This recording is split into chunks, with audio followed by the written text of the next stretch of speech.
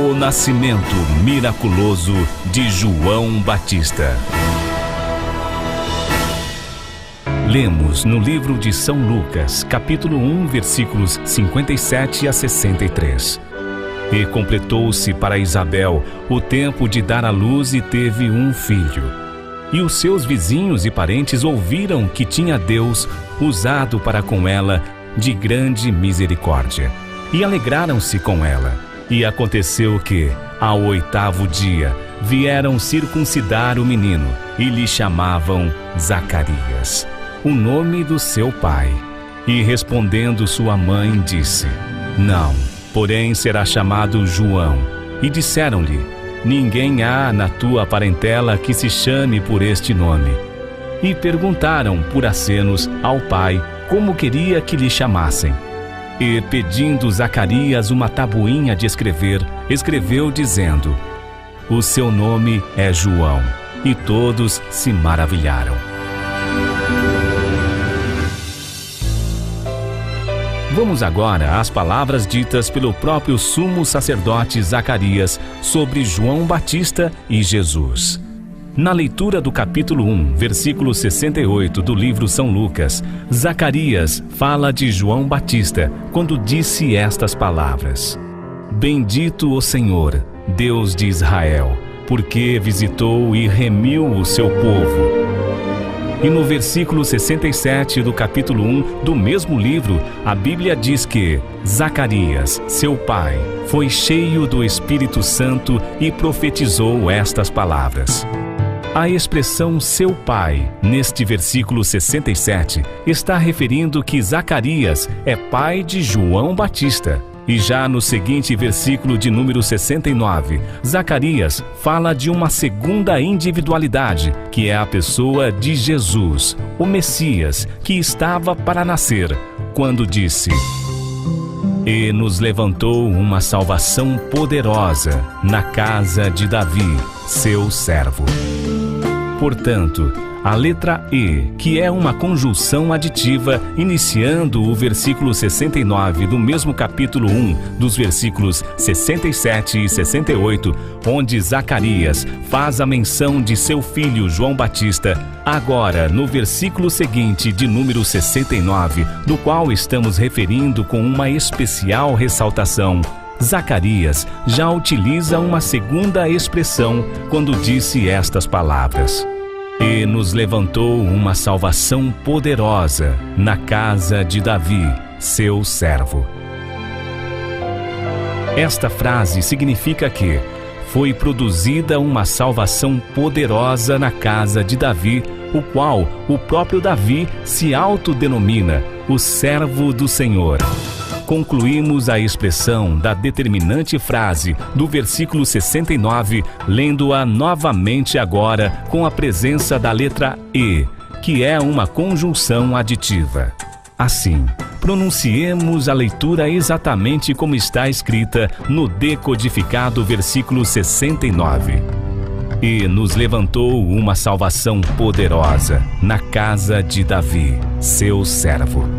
Esta frase reconhece que Jesus foi gerado na casa do sumo sacerdote Zacarias pelo mesmo, que também é pai biológico de João Batista e marido de Isabel, que é prima de Maria, mãe de Jesus.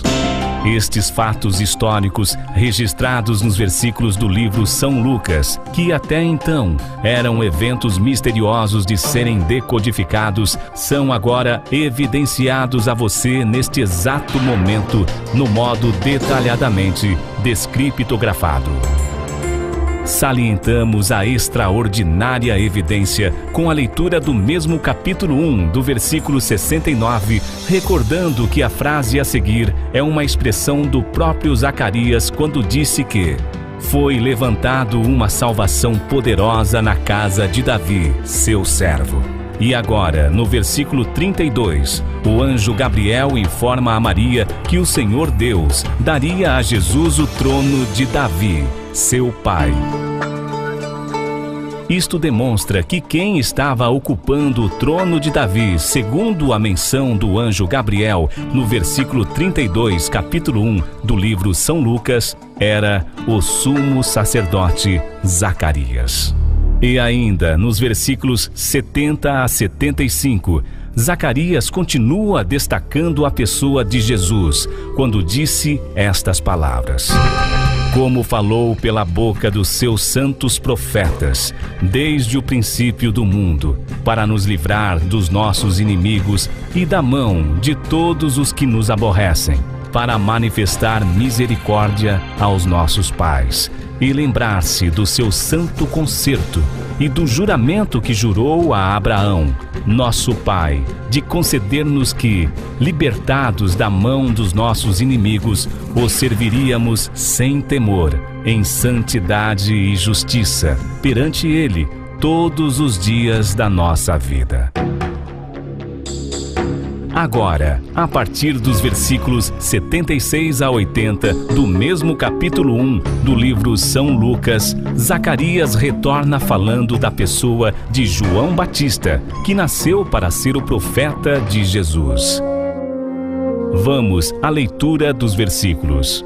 E tu, ó menino, serás chamado profeta do Altíssimo, porque hás de ir ante a face do Senhor, a preparar os seus caminhos, para dar ao seu povo conhecimento da salvação, na remissão dos seus pecados, pelas entranhas da misericórdia do nosso Deus, com que o Oriente do Alto nos visitou, para alumiar aos que estão assentados em trevas e sombra de morte, a fim de dirigir os nossos pés pelo caminho da paz.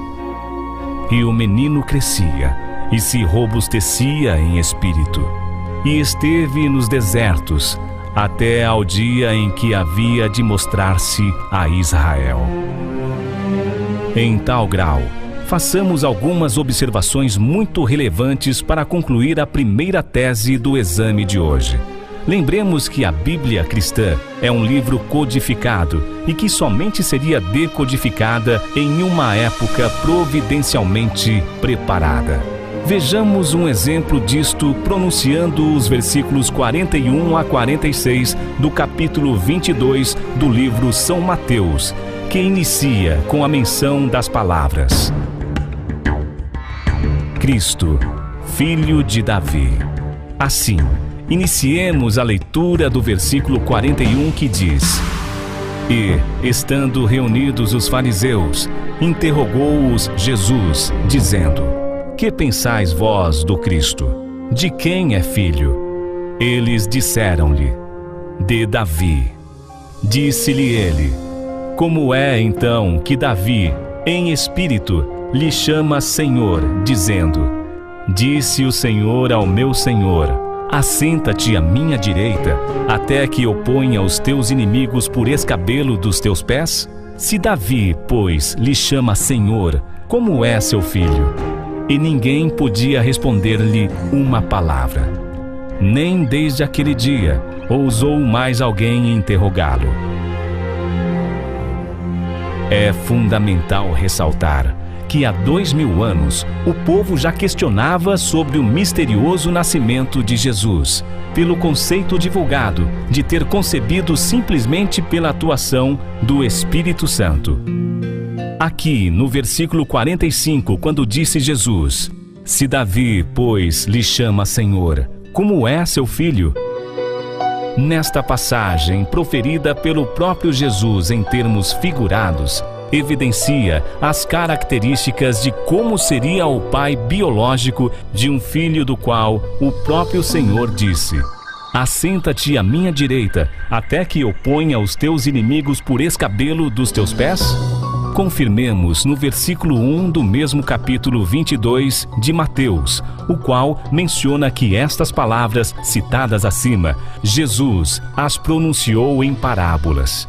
E no livro de São João, capítulo 16, versículo 12, também disse Jesus: Ainda tenho muito que vos dizer, mas vós não o podeis suportar agora.